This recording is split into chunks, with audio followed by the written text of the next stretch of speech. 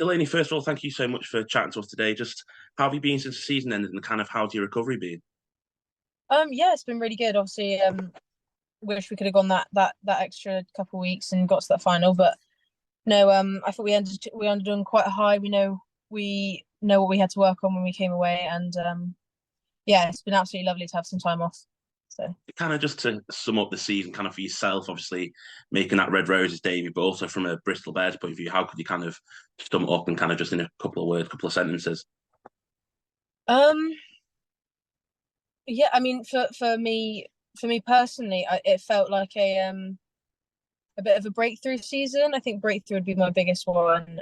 Just not just in like the whole rugby, but just in development as a player as it is. Like I took on some leadership roles. Dave gave me a few more responsibilities, which was really really good for like me personally. And then obviously to take that step up into the England squad was quite cool. So yeah, a lot of character development there, and yeah, it was incredible to be honest. Very surreal season. How did that kind of England call up come about? Because obviously you weren't named in the original squad for the Six Nations, were you? So just kind of how did that call up come about Yeah. and just how excited were you when that call up came? Yeah, I was absolutely buzzing. So there was just a couple injuries here and there, a couple people off sick. So yeah, very unexpected. Hadn't had any conversations with England up until this point, other than the obviously under 20s and stuff like that, but hadn't had any chats with the senior coaching squad. But yeah, I just chilling out on a Sunday, got a call in the morning from well, I got a message from Deeks and just said, explained who he was and if I'd be free to chat. And I didn't want to get my hopes up at the time because I was like, just in case. But obviously, if you get that sort of message, you kind of know roughly what's coming about getting called in. So yeah, I called him and he was like, yeah, if you can get the time off work, yeah, like we'd love for you to come in and train. There's been a few injuries and we need some help out in the training. And I was like, yeah, of course. And I was buzzing to be honest, to say the least, like that had been considered. And I know Abby Ward had a big part of that, like put my name forward, like, she can call, she's a good jumper. Kind of put me in there, which was absolutely like it was lovely. And yeah, it was really cool. I had to pack really quickly, call my boss and be like, hi, sorry, I'm not gonna be in for the next week. As of tomorrow. But no, my job are absolutely sound with it, and it was really nice. You mentioned Abby Ward then, just obviously she's off at the moment on maternity leave or ready to go on maternity leave. Just how important is someone like her for someone like you and also the rest of the players at Bristol having such an experienced figurehead? Oh, massive. I mean, for me personally, it made my life so much easier. Obviously, when Dave asked me to take on the role of calling the lineouts at the start of the season, wouldn't have been able to do it well at all without the likes of Abby. Like she sat down with me pretty much week in, week out, before the week started, like, okay, what lineups do you think are going to work for this team? And just gave me so many pointers. And then just in the whole leadership in general, like it works. And then obviously for the team, that's someone who has won the Prem before.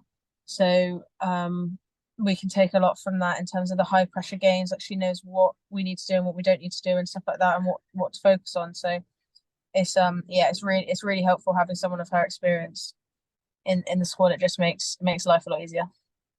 And just kind of going back to the season whole, do you have had kind of any, or Bristol wise anyway, do you have any kind of like highlights, favourite games, favourite moments from this season?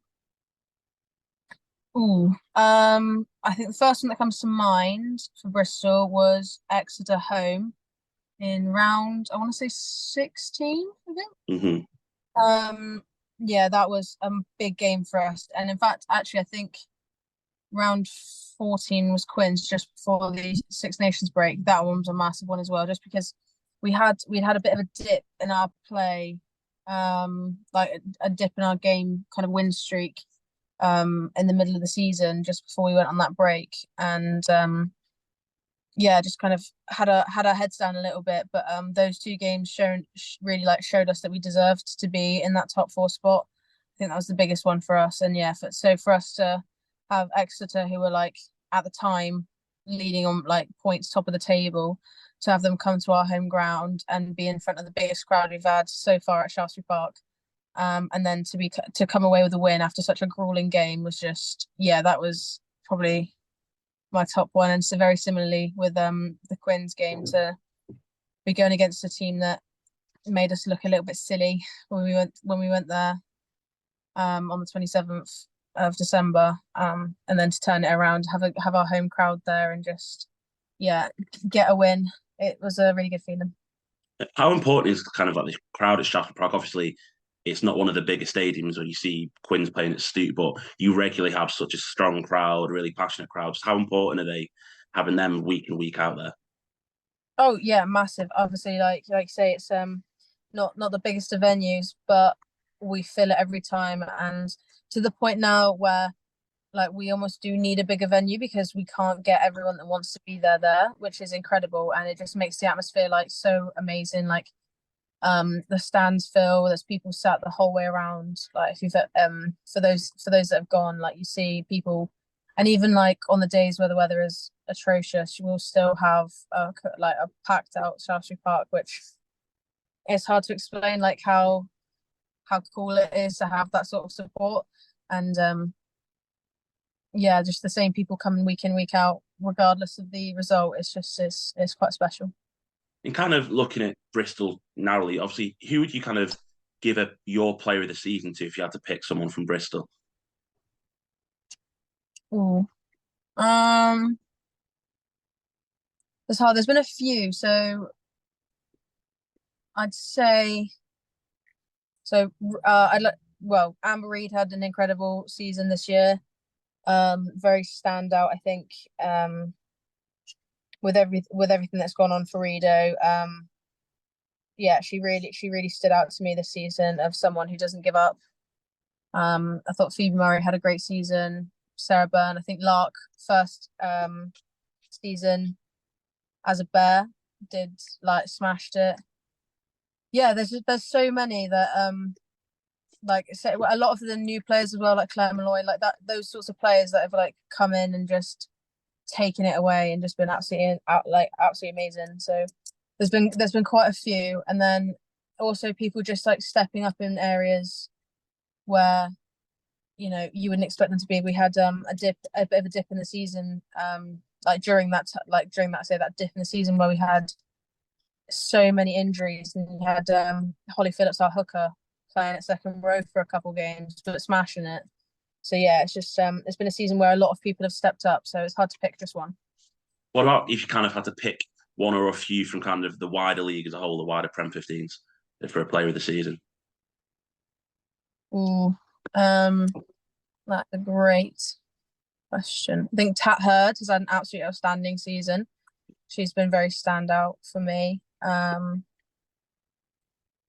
Who else? I think Liv McGovern's had a very good season. She's definitely a name you hear pop up quite regularly. Um, yeah, I think those two would be my top. Those are the people that I think have just yeah, like the names you hear quite a lot going on at the minute. And kind of looking ahead to next season, kind of what are your aspirations for the year, but also what are kind of Bristol's aspirations heading into next season? Um, well, I'd say Bristol, same as every club. This year is the year we're going to go win the Prem. Um, and yeah, like we've like got a lot of structure coming in to the squad at the minute, and also just like we've made some outstanding signings. So like that, along with the existing like incredible players we have, like I don't see why. I firmly believe that this is our year, not to jinx it. But and then for me personally, I just want to be able to get myself back in. Like I want to solidify myself in that England squad. Obviously, I've had a taste for it now, and yeah, I want a lot more. And then similarly with like at Bristol, I just want to maintain what I'm doing. I feel like this year I have had to learn a lot very quickly, whereas now this year I want to be able to work on things that I've learned and build on them. because yeah, I've had to learn a lot in a short space of time. So just build on that now. You kind of touched on one of your, you said breakthrough earlier, but kind of what would you say is a three-word season review? Obviously, breakthrough is probably one of them after you mentioned it earlier. Mm. So I say breakthrough, one word. Surreal. I feel like that was definitely, yeah, surreal because none of it felt real.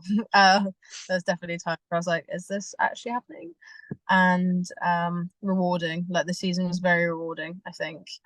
Despite, like I say, the semi-final result, the amount of challenges we had thrown at us as a club, we definitely overcame them better than some other clubs may have done. Perfect. So, Delaney, thank you so much for chatting to us today. Enjoy the rest of your off season and good luck for next season as well. Thank you so much for having me.